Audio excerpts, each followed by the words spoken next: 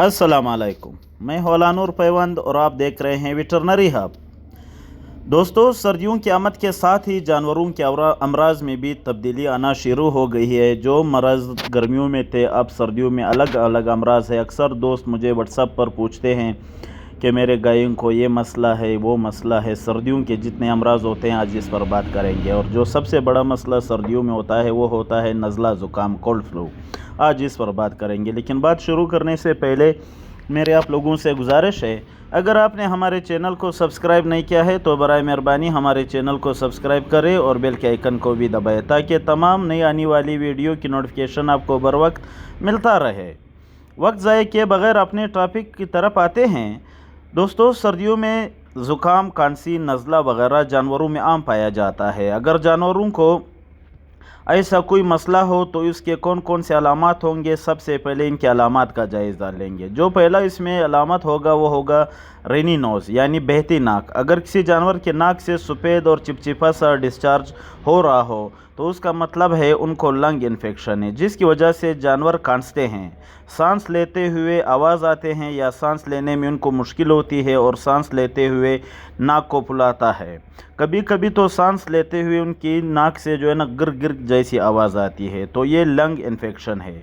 अगर वो कांपते हैं तो आपको यूँ लगेंगे जैसा कि वो उल्टी कर रहे हों। शदीद कांपते हैं, ड्राई कफिंग उनको होती है, तो ये जो है ना लंग इन्फेक्शन की सबसे बड़ी निशानी है। इसके अलावा जानवर की आंखों से पानी आता है, खुराक कम कर देता है। अगर तबीयत ज़्यादा ख़राब हो तो वो खाना पीना बिल्कुल बंद कर देता है।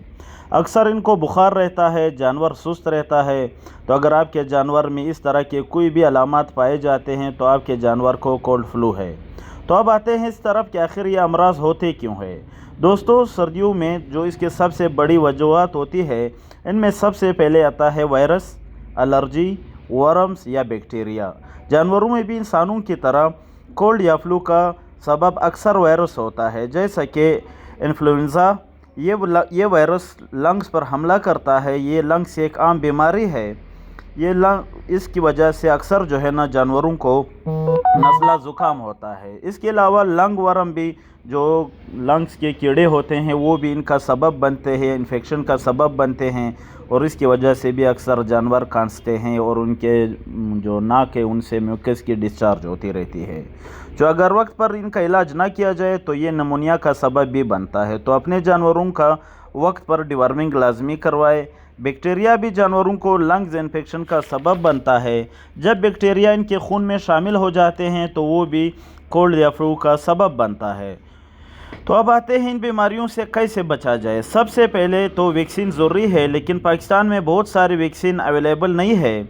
सबसे पहले तो सर्दियों में आपने अपने जानवरों की इम्यूनिटी का ख्याल करना है, क्योंकि सर्दियों में अक्सर जानवरों की इम्यूनिटी कम हो जाती है, इसलिए वो बैक्टीरिया या वायरस के ख़िलाफ़ इनकी क़ुव्वत मुदाफ़ियत भी कम होती है।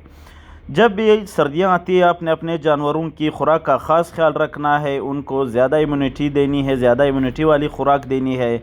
हमेशा इनको फ्रेश खाना पीना आपने देना है। ठंडा पानी नहीं पिलाना है, क्योंकि बाज़ औक़ात ठंडा पानी या पुराना खुराक भी जानवरों को नुकसान दे सकते हैं।